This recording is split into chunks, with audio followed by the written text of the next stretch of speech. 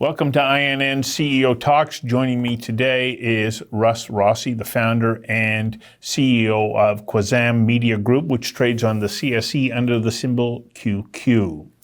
The company known as Quantum One Cannabis is a member company of the Quazam Media Group, whose principal business now focuses on cannabis retail sales. Mr. Rossi is the founder and CEO of the group, and he brings over 20 years of experience as an entrepreneur and industry leader in technology, media, and retail.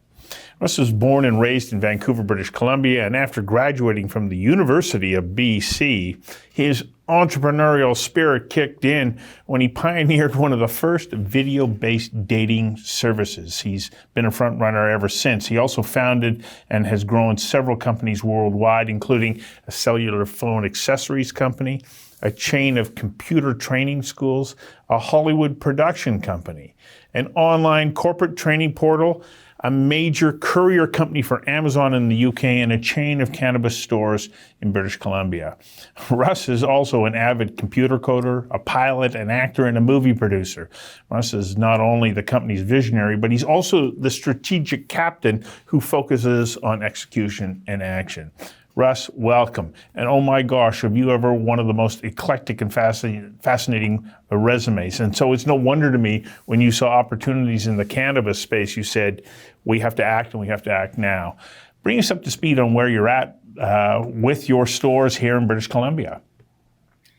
Well, thanks for the introduction. I have to say, if nothing else, you're a great ego builder, okay? Yes. Going, a trip down memory lane. Presently, Quantum One Cannabis has 6 stores in British Columbia. We have stores in North Vancouver, Carameus, Vernon, Creston, Graham. We just recently opened up our flagship store on Cambie Street in Vancouver, one of the hottest, highly developed in terms of population area in Vancouver, across from the largest government liquor store in British Columbia, is our store, Street, located at 41st and Cambie in Vancouver. Yeah, and I think for viewers who do not know that area, it is the redevelopment center of British Columbia, the largest single residential redevelopment zone, and the amount of traffic and business that it's going to bring into there will be extraordinary. It'll be a big population base. So is that why you picked it, or is it also because it's on a major corridor with so much traffic that passes through that region? Well, that area, we're trying to be preemptive a little bit because the area has at least the last number I saw was $5 billion of development going in there. Not only the one of the largest shopping centers called Oak Ridge, which is being redeveloped, but more than 7 residential towers are going in. Redensification of all the rental properties are going in. It's the Cambie corridor with not only the train to the airport that goes from downtown Vancouver to the airport, cutting Vancouver from one end to the other, but it also has the major corridor of Cambie Street, which has cars running up and down it from Richmond, from the Cambie Bridge to the downtown corridor. So lots of business. I mean, it's one of the densest populated densest populated area of Vancouver. So we're taking a shot, and business has been good already, but we only see getting better. So what is the key? There's I was going to say there's a protection zone, so people can't open up within 400 meters of us, changing to 1 kilometer from us. So we might be the only show in town for a square mile. Well, which is fantastic. But you say you're already seeing revenue, and you're seeing revenue in your other stores. How important it is the quality of the product that you've been able to source to drive those sales? Because cannabis users are now becoming much more refined in their tastes and their demand for quality. Well, of course, having the experience in our managers and our training. So we have an idea of what customers like, what sells, what doesn't. In that we can only buy from the BC government.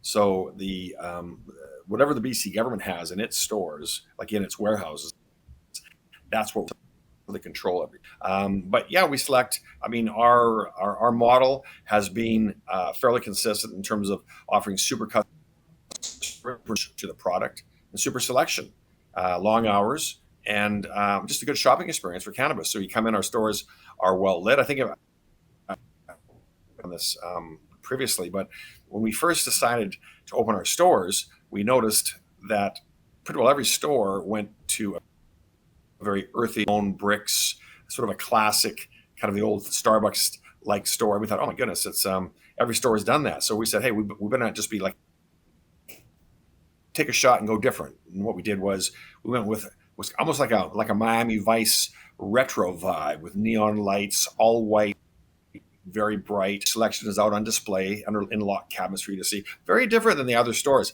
and I think it's paid off. A lot of people come to our stores for they like the neon, they like the retro. Of course, I've had to go out and buy a couple of white Lamborghinis so I could be like Don Johnson in Miami Vice. And just joking. But it's I think it's paid off in that same style and in Cambie Street and all our stuff. That's another differentiator. So it's not just the product that we buy, but it's the selection of a product as well as customer service and knowledge. Well, that knowledge comes from the fact that, of course, that you used to produce training videos for anybody who was in the cannabis sector. And so what were some of those essential elements that you discovered that set you apart? I mean, you talked about differentiators. What are some of those besides the unique look that you have? Well, I mean, customer service is number one, always a mission statement that customer service and all my businesses, that's always number one. Customer's always right. Give the best service you can. Turn every angry customer into an ally. I mean, the customer's, he's the king. Okay. So let's, first of all, make sure that that's in your mission statement, which it is. Number two, education is really important. And I mean, education is our wheelhouse. So we've been in education for years. We've gone into this business by doing education classes for cannabis and for the, for the refitting of legislation, and that cannabis is going to be legal now. Let's get educated about it. Let's get rid of the stigma. Let's make sure people understand. And then our managers in each of our stores have a little bit of, they have a little bit of independence, a little bit of autocracy where they can make some of their own decisions, but they're also very knowledgeable with the product. Some of them have been in the business for years, and they understand cannabis. They use cannabis. They enjoy cannabis. And that's part of it. So when you walk in, it's the same as walking in. If you walk into the liquor store across the street on Cambie and you walk into the special wine section, there's usually a sommelier there or a couple of wine experts for sure. And people like to talk cannabis. And cannabis just isn't a joint like the old days, like a Cheech and Chong movie. I mean, it has different effects, and people talk about this. It's almost the same as talking about a fine wine nowadays. So where is the market at right now? You know, we saw great enthusiasm before cannabis became legal in Canada, and then there was, the reality of getting to market and developing that market is going to take a little bit longer. Where are we at in the development of the market for cannabis in Canada? Well, I think that we're pure competition chaos, right? Where everyone enters into the market, and then the ones who are incompetent fall off, or else get merged to somebody else. You find that only the strongest survive. It's natural selection. That's how pure competition is. It's like the car business. There's 100 car companies back in, end up being 5. They all either went out of business or they got swallowed up by the people that were properly financed, proper operators. So I see that happening a bit right now as well. I mean, this is a retail play, okay, but we're in a market that has government controls, that has that's very new for legislators, for the police, for the operators. I mean, the rules in BC are different than Alberta, are different than Ontario, and so it's like we're going from wearing short pants to long pants and figuring out making this a mature industry. So the ones that have experience, the ones that have proper capitalization, the ones that are paying attention to EBITDA or profit, I think they're the ones that are going to survive. And they can't treat this as just a magic pot of gold. Or will be a pot of gold at the end of a rainbow, right? Which we know where that exists. There's nothing magical about this. Okay, it's a product. that people like. We know there's a market for it. So you have to be sensible. You have to be efficient, profitable, and run a business. Okay. The good thing about it's very similar to alcohol, though, right? I mean, there is a captive market. And what I like about this market is I think we are slowly eroding the black market, and people are switching over. I mean, every month, you look at our legacy, around like 2 years, but call it a legacy. But our North Vancouver store, which is a year and a half old, it's a year and 3 months. I mean, sales keep increasing every month. It's like amazing. Every month they go up. I mean, they're 10 times what they were a year ago. And it's the same customers coming in, they build up. So once a customer comes in, if you give them what they want, they return. Because people that smoke cannabis tend to return for a refill. Just like if you drink whiskey or beer or cigarettes.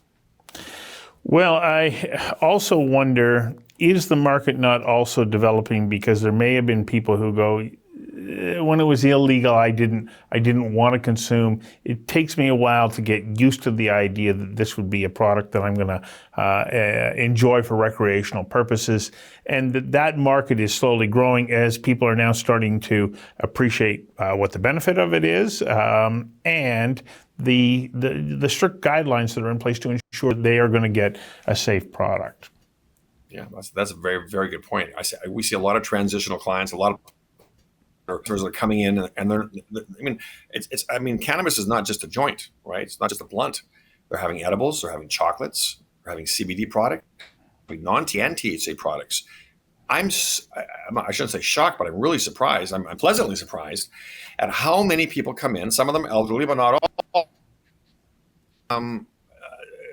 THC products, edibles for sleep, and they're swearing by it. I mean, it's changed their life. They'd have a little gummy or a little chocolate or a little eighth of a button of a gummy, and they take it at 11 o'clock and they wake up super recharged at 8. They have a nice 8 hours sleep. They never had it before.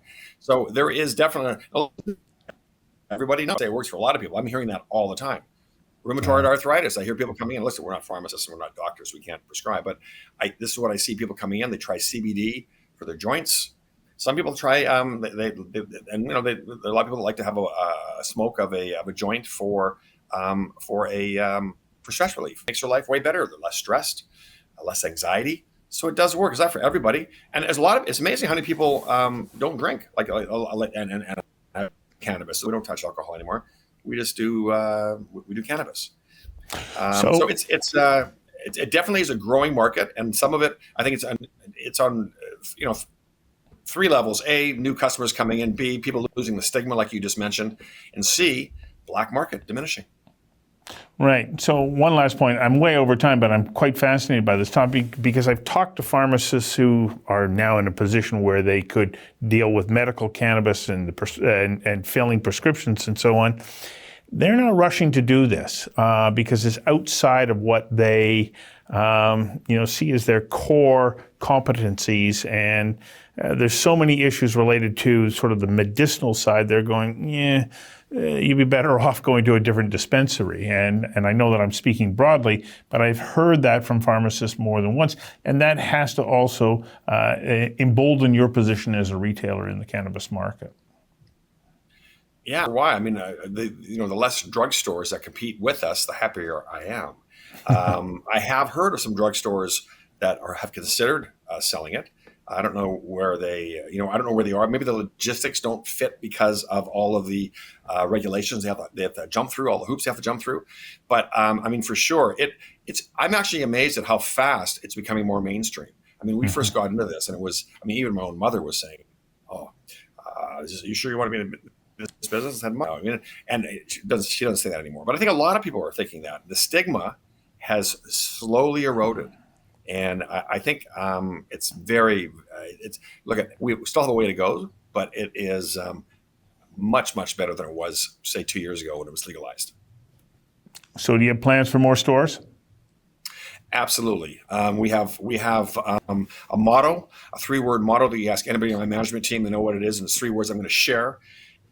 We'll be able to feel like we are. The 3 words are attack, attack, attack. Yes, we would like to open more stores in BC, as many as we can. and then we'll go to provinces, open up there, and then we'll look at other countries. So yeah, no, we think this is a great worldwide market, and of course, there's potential for other countries to legalize, including but not limited to the United States, the CBD in the UK. So I think as more governments see the revenue opportunity here, we can expect to see more legalization. Nothing like being on the bleeding edge of a new industry. Well, Russ, it's pretty exciting, the situation that you find yourself in, and I hope you're going to come back and give us an update in a few months. And where you'll be absolutely. next time, I'm not sure. You were in the UK last time, you're in Maui now. Maybe you'll be in Vancouver the next time, and you can come into the studio. It'd be my pleasure, and it's always great talking to you. And likewise. Thank you very much. Thank you.